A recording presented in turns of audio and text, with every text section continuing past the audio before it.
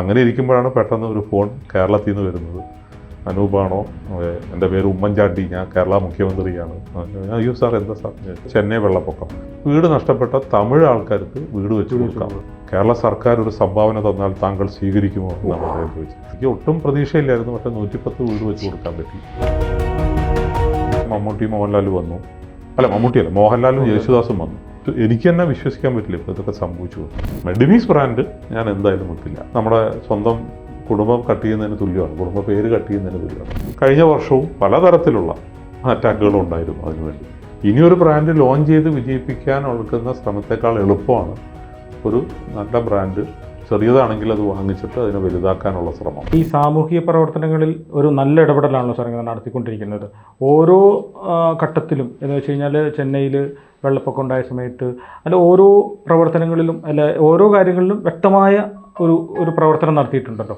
ആ ജീവകാരുണ്യ പ്രവർത്തനങ്ങളെ പറ്റി എന്ന് പറയുകയാണെങ്കിൽ അല്ല, ഇതൊക്കെ നമുക്ക് നമ്മുടെ കൺമുമ്പിൽ എന്തെങ്കിലും കണ്ടാൽ അത് ചെയ്തു കൊടുക്കണം എന്നുള്ളൊരു ചിന്തയുള്ള ഒരാളാണ് ഞാനിപ്പോൾ മറ്റുള്ളവർ ചെയ്യുന്ന അല്ലെങ്കിൽ വലിയ വലിയ കോർപ്പറേറ്റ് കമ്പനികൾ അവർ ലാഭത്തിൻ്റെ 50% അല്ലെങ്കിൽ അവരുടെ മൊത്തം സമ്പാദ്യത്തിൻ്റെ 50% അങ്ങനെ ചെയ്യുന്നതെന്ന് ഞാൻ അവകാശപ്പെടുന്നില്ല. പക്ഷേ ധാരാളം പേരെ സഹായിക്കാൻ പറ്റുന്നുണ്ട്. എല്ലാ വർഷവും എൻ്റെ മനസ്സിൽ തോന്നിയ ഒരു തുക, അതായത് മാൻഡേറ്ററി CSR അല്ലാതെ തന്നെ ഞാൻ ചെയ്യുന്നുണ്ട്. വിദ്യാഭ്യാസ മേഖലയിലും ഹെൽത്ത് കെയർ ഇതിലൊക്കെയാണ് ഞാൻ കൂടുതൽ ചെയ്യുന്നത്. പിന്നെ വീട് വെച്ച് കൊടുക്കുന്നതുമായിട്ടുള്ള കാര്യങ്ങൾ. പക്ഷേ നമ്മുടെ കൺമുമ്പിൽ കാണുന്ന ചില പ്രശ്നങ്ങൾ, ഇപ്പോൾ താങ്കൾ സൂചിപ്പിച്ച ചെന്നൈ വെള്ളപ്പൊക്കം വരുമ്പോൾ ഞാൻ തിരുവനന്തപുരത്തുള്ളത്. തിരുവനന്തപുരത്ത് നിന്ന് മടങ്ങാൻ നോക്കുമ്പോഴാണ് ഫ്ലൈറ്റ് ക്യാൻസൽ ചെയ്തു എന്ന് പറഞ്ഞപ്പോഴാണ് ഇത് പ്രശ്നമാണെന്ന് ഞാൻ മനസ്സിലാക്കുന്നത്. അപ്പോൾ എൻ്റെ കേരളത്തിൽ എനിക്കൊരു വണ്ടിയുണ്ട്, ഞാൻ എൻ്റെ സുഹൃത്തുക്കളുണ്ട്. അപ്പോൾ എല്ലാവരോടും ഞാൻ ചോദിച്ചു, നമുക്കിന്ന് ഈ വണ്ടി എടുത്തുനിന്ന് ചെന്നൈ വരെ കറങ്ങിയാലോ, നല്ല രസമായിരിക്കും, ഒരു ദിവസം നമുക്ക് കോയമ്പത്തൂരായിട്ട് താമസിച്ച് അടിച്ചു പൊളിച്ച് പോകാമെന്ന് പറഞ്ഞു. അങ്ങനെ പുറപ്പെട്ടാ കോയമ്പത്തൂർ താമസിച്ചു. ചെന്നൈ എത്താനാവുമ്പോഴാണ് ഇതിൻ്റെ ഒരു തീവ്രത എന്താണെന്ന് ഞാൻ മനസ്സിലാക്കുന്നത്. അപ്പോഴേ ഞാൻ പറഞ്ഞു, വണ്ടി തിരിക്കും, നമുക്ക് ഈ അഫക്റ്റഡ് ഏരിയാസൊക്കെ ഒന്ന് പോയി കാണാം. ഞങ്ങളെല്ലാവരും കൂടെ പോയി കണ്ടപ്പോഴാണ് ഇത് ഇത്രത്തോളം വലിയ ഇതാണെന്ന് മനസ്സിലാക്കുന്നത്. അങ്ങനെ ഞാൻ അന്ന് തന്നെ അവിടെ തന്നെ നമ്മൾ കാണുന്നു മലയാളി സംഘടനകൾ, മുസ്ലിം ലീഗിൻ്റെ ആൾക്കാർ, ക്രിസ്ത്യൻ സംഘടനകൾ, ഇവരൊക്കെ വന്ന് ചിലർ ബ്രെഡ് കൊടുക്കുന്നു, ചിലർ പാക്കറ്റ്സ് കൊടുക്കുന്നു, ചിലർ വസ്ത്രം കൊടുക്കുന്നു, ചിലർ പുതപ്പ് കൊടുക്കുന്നു. അപ്പോൾ ഇതൊന്നും എവിടെ റെക്കോർഡറാവുന്നില്ല, ആരോ എന്തോ. അപ്പോൾ ഞാൻ അവിടുന്ന് ആകെ ഞാൻ പത്രക്കാരെ വിളിച്ച് പറഞ്ഞതാണ്, ഇതൊരു കൂട്ടായ്മയിലൂടെ നടത്തിയില്ലെങ്കിൽ നമ്മൾ ചെയ്യുന്നതെല്ലാം വിഫലമാകും. അപ്പോൾ മലയാളി കൂട്ടായ്മയിലൂടെ നമുക്ക് കാര്യമായിട്ട് എന്തെങ്കിലും ചെയ്യാൻ പറ്റുമോ എന്ന് അറിയണമെന്നോ. ഞാനപ്പോൾ പറഞ്ഞു, ഞാനൊരു മീറ്റിംഗ് വിളിക്കാം, നിങ്ങളത് ന്യൂസിലിടുന്നു പറയും. അങ്ങനെ ഞാൻ ഇട്ടതാണ്. താല്പര്യമുള്ള സംഘടനയുടെ ആളുകളെല്ലാം അവിടെ വരിക, ജാതി മത രാഷ്ട്രീയ ഭേദമന്യേ നമുക്ക് കൂടാം എന്ന് പറഞ്ഞു. 72 സംഘടനകളാണ് വന്നത്. അങ്ങനെ അവിടെ ജോയിൻ്റ് ആക്ഷൻ കമ്മിറ്റി കൗൺസിലുണ്ടാക്കി, അതിൻ്റെ ചെയർമാൻ ഞാൻ തന്നെയായി. നമ്മൾ തീരുമാനിക്കുകയാണ്, നമ്മൾ കണക്കൊന്നും ഇട്ടില്ല, വീട് നഷ്ടപ്പെട്ട തമിഴ് ആൾക്കാർക്ക് വീട് വെച്ച് കൊടുക്കാം എന്നാണ് നമ്മൾ പറഞ്ഞത്. അത് എനിക്ക് ഒട്ടും പ്രതീക്ഷയില്ലായിരുന്നു, പക്ഷേ 110 വീട് വെച്ച് കൊടുക്കാൻ പറ്റി. അപ്പോൾ എല്ലാ ഞായറാഴ്ചകളിലും ഞാൻ പറയും, ഇങ്ങനെ ഇന്ന സ്ഥലത്ത് ഞാൻ വരും, അന്നൊരു മീറ്റിംഗ് ഉണ്ടാവും, നിങ്ങൾ കളക്ട് ചെയ്ത തുക അന്ന് ഞാൻ സ്വീകരിക്കുന്നതാണെന്നുള്ളതാണ്. പക്ഷേ ഇവിടെ ഈ വൈകുന്നേരം മദ്യഷോപ്പിന് മുമ്പിൽ ക്യൂ നിൽക്കണ മാതിരിയായിരുന്ന ആളുകൾ ചെക്കുമായിട്ട് ക്യൂ നിന്നിരുന്നു. അത് ഒന്നൊന്നും ചിന്തിച്ചാൽ എനിക്ക് തന്നെ വിശ്വസിക്കാൻ പറ്റില്ല ഇപ്പോൾ ഇതൊക്കെ സംഭവിച്ചു. അങ്ങനെ ഇരിക്കുമ്പോഴാണ് പെട്ടെന്ന് ഒരു ഫോൺ കേരളത്തിൽ നിന്ന് വരുന്നത്. അനൂപാണോ? എൻ്റെ പേര് ഉമ്മൻചാണ്ടി, ഞാൻ കേരള മുഖ്യമന്ത്രിയാണ്. അയ്യോ സാർ, എന്താ സാർ? നിങ്ങളിങ്ങനൊരു കാര്യം ചെയ്യുന്നതായിട്ട് ഞാൻ അറിഞ്ഞു, കേരള സർക്കാർ ഒരു സംഭാവന തന്നാൽ താങ്കൾ സ്വീകരിക്കുമോ എന്നാണ് അദ്ദേഹം ചോദിച്ചത്. ഇതൊക്കെ സ്വപ്നത്തിൽ നടന്നാണോ എന്നാണ് ഇപ്പോഴും എനിക്ക് തോന്നുന്നത്. ഇന്ന് വരെ ചരിത്രത്തിൽ കേരള സർക്കാർ നമ്മൾ അപേക്ഷിച്ചാൽ പോലും കിട്ടില്ല. അപ്പോൾ അതും കേരളത്തിന് പുറത്ത്. എന്നിട്ട് അദ്ദേഹം 50 ലക്ഷം രൂപയാണ് മുഖ്യമന്ത്രിയുടെ ദുരിതാശ്വാസ നിധിയിൽ നിന്ന് അന്ന് തന്നത്. അപ്പോൾ അതൊക്കെ ഇന്ന് തിരിഞ്ഞു നോക്കുമ്പോൾ അതൊക്കെ അങ്ങനെ കേരള വെള്ളപ്പൊക്കത്തിൻ്റെ സമയത്തും അതുപോലെ തന്നെ ഞാൻ ഇടപെട്ടിരുന്നു. മുഖ്യമന്ത്രിയുടെ ദുരിതാശ്വാസ നിധിക്ക് ഞാൻ കൊടുത്തു. അത് നമ്മുടെ ഒരു ഉത്തരവാദിത്വം. 2015 അവിടുത്തെ കൊടുത്തു, ഏകദേശം 3000-ഓളം ഭക്ഷണപ്പൊതികൾ കൊടുത്തല്ലോ. 3000 അല്ല, അത് 30,000 അല്ല, അത് പറഞ്ഞ അത് 30,000. നമ്മളൊരു ചെറിയ രീതിയിൽ തുടങ്ങിയ പ്ലാൻ ചെയ്താണ്, അത് ജനങ്ങൾ ഏറ്റെടുക്കുക ചെയ്തത്. ഇപ്പോൾ ഈ 2018 സിനിമയിലൊക്കെ കാണുന്ന പോലെയാണത്. ഞാൻ അങ്ങോട്ട് പിന്നെ പോണ്ടി വന്നിട്ടില്ല.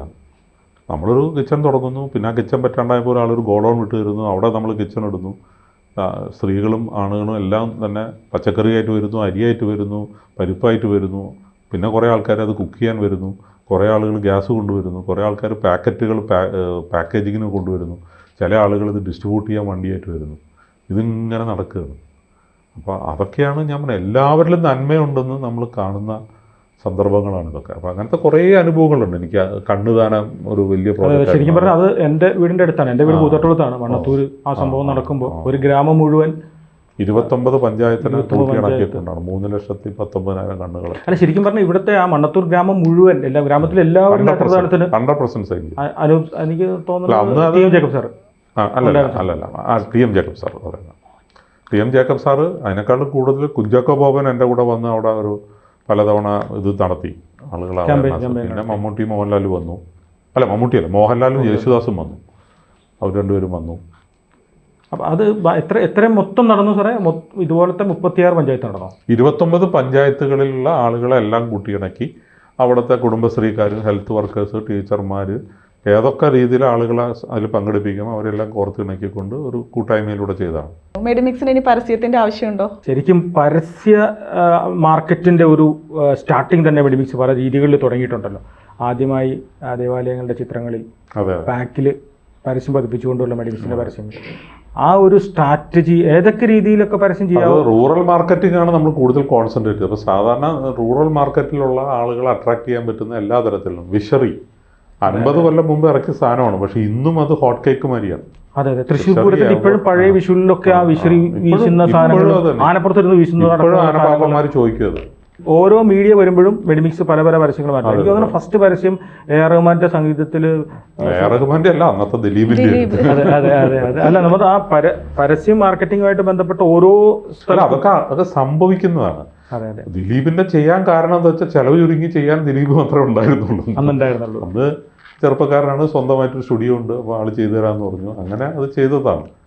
അപ്പോൾ അതാ ഞാൻ പറഞ്ഞു, ഇതൊക്കെ ഒരു നിമിത്തമാണ്. അതെ, ആ 18 പച്ചമരുന്നുകൾ, ആ 18ന്റെ കളി ഉണ്ടല്ലോ മെഡിമിക്സിന്റെ, അതും കൂടി ഒന്ന് പറഞ്ഞാൽ നമുക്ക് അടുത്ത സെഗ്മെന്റിലേക്ക്. അല്ല, 18 യാദൃച്ഛിക സംഭവിച്ചതാണ് അതിനകത്ത്. പക്ഷേ എൻ്റെ ജീവിതത്തിൽ ഞാനിന്ന് 18 വളരെയധികം കൊണ്ടു നടക്കുന്ന ഒരു കാര്യം.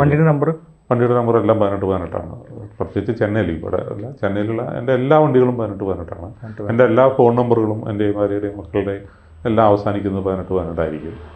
അത് നമ്മൾ അറിഞ്ഞുകൊണ്ട് ചെയ്യുന്നതാണ്. പക്ഷേ ഭാര്യയുടെ ഡേറ്റ് ഓഫ് ബർത്ത് 18. ഞാൻ ജനിച്ചത് 1962 ആണ്. അതേ അടിയതലും 18. ഞാൻ താമസിക്കുന്ന റോഡ് 18ാമത്തെ തെരുവിലാണ്. ഇത് നമുക്ക് അത് മാത്രമല്ല, എൻ്റെ വീടിൻ്റെ നമ്പർ കൂട്ടിയാലും 18. ഐ ബ്ലോക്കാണ്, അതും 9. അങ്ങനെ 27th സ്ട്രീറ്റാണ്, അതും 9. അപ്പോൾ അത് എങ്ങനെയോ അങ്ങനെ ഞാൻ എൻ്റെ ക്ലബ്ബുകളുടെ മെമ്പർഷിപ്പൊക്കെ നോക്കിക്കഴിഞ്ഞാൽ 18 അല്ലെങ്കിൽ അങ്ങനെ എന്തെങ്കിലും വെറും 18 ഇങ്ങനെയൊക്കെയാണ് മെമ്പർഷിപ്പ് നമ്പറുകൾ വന്നിരിക്കുന്നത്. പറഞ്ഞാൽ തീരില്ല. പിന്നെ മിക്കവാറും ഹോട്ടലുകളിൽ റൂം എടുക്കുമ്പോൾ കിട്ടുന്നതും ഞാൻ ശ്രദ്ധിക്കാറുണ്ട്. 9 വരുന്ന അല്ലെങ്കിൽ 18 അങ്ങനെയാണ് വരുന്നത്. അപ്പോൾ അതങ്ങനെ സംഭവിക്കുന്നുണ്ടെന്ന് മാത്രമേ ഉള്ളൂ. പക്ഷേ 18 നമ്മളുടെ, അതുകൊണ്ടാണ് ഒരു പരസ്യം അതിനെ ബേസ് ചെയ്തുകൊണ്ട് നമ്മൾ ചെയ്തത്, 18നെ അടിസ്ഥാനമാക്കിക്കൊണ്ട്. ഇപ്പം ഏറ്റവും രസം എന്ന് വെച്ചാൽ വിരാട് കോഹ്ലിയുടെ നമ്പറും 18 അപ്പോൾ വിജയ ഫോർമുല വരുന്ന 18 എല്ലായിടത്തും 18 കാണുന്നുണ്ട്. അപ്പോൾ ശരിക്കും 18ാമത്തെ വയസ്സിലാണോ ഈ ചെന്നൈയിൽ പോയി ഉത്തരവാദിത്തങ്ങൾ ഏറ്റെടുക്കുന്നത്? 18 വയസ്സ് ഓടിക്കൊണ്ടിരിക്കുമ്പോൾ 19 തികയുന്നതിന് മുമ്പ് 18ാം വയസ്സിൽ തന്നെയാണ് എൻ്റെ അച്ഛൻ മരിക്കുന്നത്. ആ രീതിയിൽ അത് ബിസിനസ്സൊക്കെ സ്റ്റാർട്ട് ചെയ്യുന്നതും 18ലാണെന്ന് പറയാം. അല്ല, 19 ആയും തോന്നും. അപ്പോഴേക്ക് 18ൻ്റെ ഒരു ബോർഡറിലായിരുന്നു. പിന്നീട് 20ാമത്തെ വയസ്സിലാണ് ഞാൻ ആദ്യമായി മദ്രാസിൽ പോകുന്നതും ഇതിൻ്റെ കാര്യങ്ങൾ പഠിക്കാനും സൈൻ ചെയ്യാനും കമ്പനി തുടങ്ങാനൊക്കെ വേണ്ടി പോകുന്നു. 21ാമത്തെ വയസ്സിൽ പെർമനൻ്റായിട്ട് ഷിഫ്റ്റ് ചെയ്തു. പിന്നെ സാറേ, ഭാര്യ, മക്കൾ ഇവരൊക്കെ എങ്ങനെയാണ് ബിസിനസ്സിൽ സഹായിക്കുന്നത്? അല്ല, ഞങ്ങളുടെ ബോർഡ് ഓഫ് ഡയറക്ടേഴ്സ് എൻ്റെ ഭാര്യയും മക്കളും മരുമക്കളുമാണ്, എല്ലാം കുടുംബമാണ്. അതിൽ ഏറ്റവും കൂടുതൽ എന്നെ സഹായിക്കുന്നത് എൻ്റെ മൂത്ത മരുമകനാണ്, വിവേക് വേണുഗോപാൽ.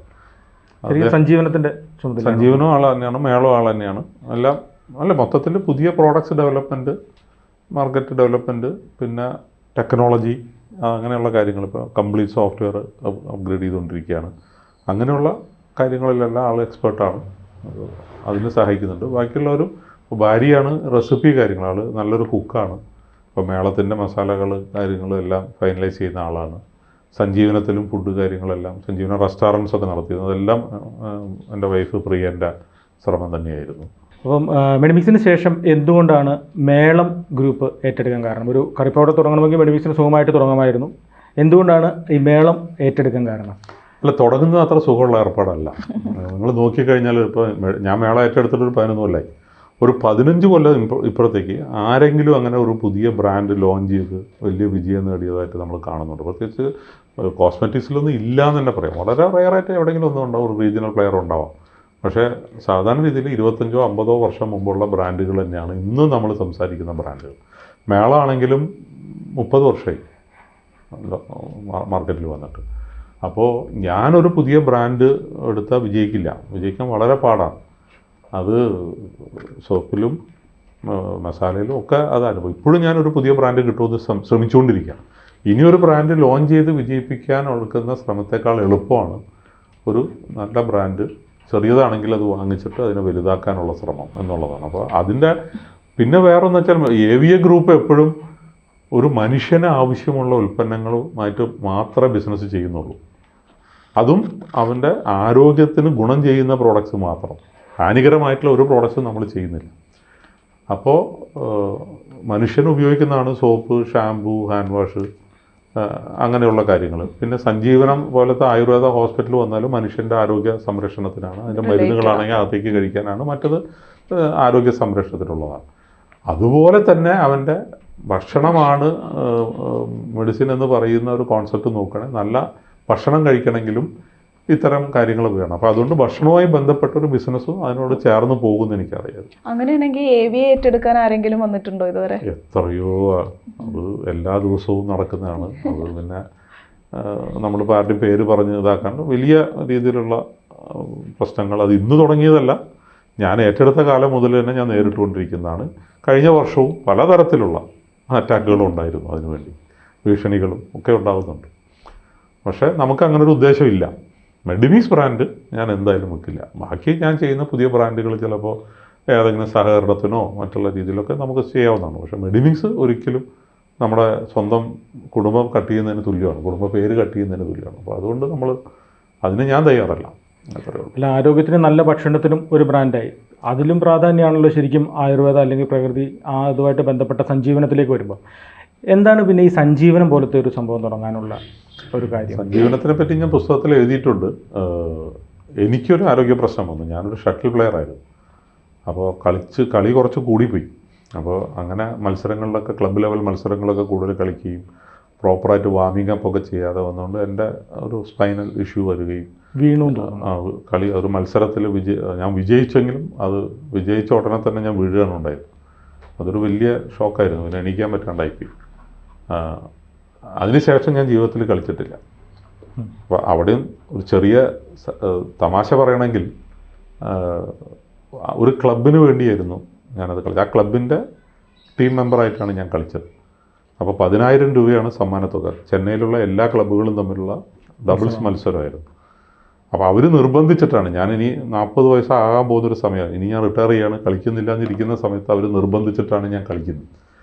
മത്സരം എങ്ങനെയൊക്കെയോ എൻ്റേതായ രീതിയിൽ, കാരണം ഈ മോഹൻലാൽ ഏതോ സിനിമയിൽ പറയുന്നത് എനിക്ക് ഈ കറാട്ടയും കുൾഫു ഒന്നും അറിയില്ല, നാടൻ തല്ലേ അറിയുള്ളൂ എന്നൊക്കെ പറയുന്ന മാതിരി ഒരു നാടൻ കളി കളിച്ചിട്ടാണ് ജയിക്കേണ്ടി വന്നത്. കാരണം കോച്ച് പഠിപ്പിച്ചു തന്ന രീതിയിൽ കളിച്ചാൽ ഞാൻ തോക്കുന്ന ഉറപ്പായിരുന്നു. അപ്പോൾ അതുകൊണ്ട് എൻ്റേതായൊരു നാടൻ കളി കളിച്ചിട്ടാണ് ഞാൻ ജയിക്കുന്നത്. അങ്ങനെയാണ് വീഴുന്നത്.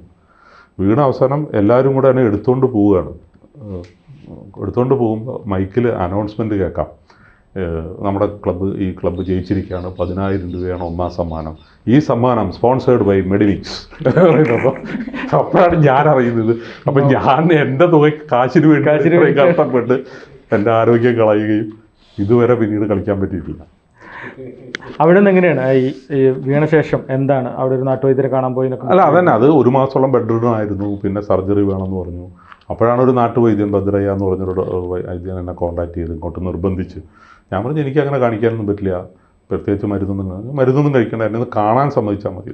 കണ്ടിട്ട് അദ്ദേഹം പറഞ്ഞു ഞാൻ നാളെ തന്നെ നിങ്ങളെ നടത്തിക്കാം, ഒരു കുഴപ്പമില്ല എന്ന് പറഞ്ഞു. ഞാൻ അദ്ദേഹത്തിൻ്റെ ക്ലിനിക്കിൽ വരാൻ പറയും. രാവിലെ 4 മണിക്ക് അദ്ദേഹം നാടി പിടിച്ച് നോക്കിയിട്ട് കൃത്യമായ പ്രശ്നം കണ്ടെത്തി അദ്ദേഹം അത് നടത്തിച്ചു. ഞാൻ ഡ്രൈവ് ചെയ്ത് പോയി തിരിച്ച്. അപ്പം ആ ഒരു ഇൻസിഡൻ്റ് ആണോ ശരിക്കും പാരമ്പര്യ ചികിത്സയുടെ ഗുണവും കാര്യങ്ങളും? അത് കഴിഞ്ഞ് ഞാൻ യോഗ ചെയ്യാൻ തുടങ്ങി. കാരണം യോഗ അത്യാവശ്യമായിരുന്നു. കാരണം ബാക്ക് മസിൽസിനെ ഇമ്പ്രൂവ് ചെയ്യാനും കാര്യങ്ങളൊക്കെ. അങ്ങനെ വന്നപ്പോഴാണ് ഞാൻ എല്ലാവരുമായിട്ട് സംസാരിച്ച് ഒരു ആശയം വന്നത്. അങ്ങനെ എന്തുകൊണ്ട് ഇതൊക്കെ സമന്വയിച്ചുകൊണ്ട് ഒരു കാര്യം ചെയ്തുകൂടാ, ആ ആശയത്തിലാണ്. അതും ഞാൻ ആദ്യം തന്നെ ചെയ്യുന്നത് തിരുവനന്തപുരത്തുണ്ടായിരുന്ന കദളീവനം എന്ന് പറഞ്ഞ റെസ്റ്റോറൻറ്റ് ഏറ്റെടുത്തിട്ടാണ്. കദളീവനം ഏറ്റെടുത്ത് അത് നല്ല രീതിയിൽ അവിടെ നടത്തി. അതിൽ നിന്നും കുറേ കാര്യങ്ങൾ പഠിച്ചു. ഭക്ഷണത്തെ പറ്റി പഠിച്ച്, ആയുർവേദത്തിനെ കുറിച്ച് ഓൾറെഡി നമുക്കറിയായിരുന്നു, യോഗയെക്കുറിച്ച് കുറേ പഠിച്ചു. ഞാൻ തന്നെ യോഗ ചെയ്യാൻ തുടങ്ങി. ഇതെല്ലാം സമന്വയിച്ചുകൊണ്ടാണ് സഞ്ജീവനം എന്നുള്ള ബ്രാൻഡ് വരുന്നത്. ശരിക്കും ആ കദളീവനമാണോ സഞ്ജീവനമായിട്ട് മാറിയത്? കദളീവനം ഭക്ഷണം മാത്രമായിരുന്നു. ഓക്കെ. ഇവിടെ നമ്മൾ ആ ഒരു ആശയം, മനുഷ്യൻ്റെ ആരോഗ്യ സങ്കല്പം അല്ലെങ്കിൽ നമ്മൾ how to lead a healthy life, അതിനുള്ളൊരു ആൻസറായിരുന്നു സഞ്ജീവനം.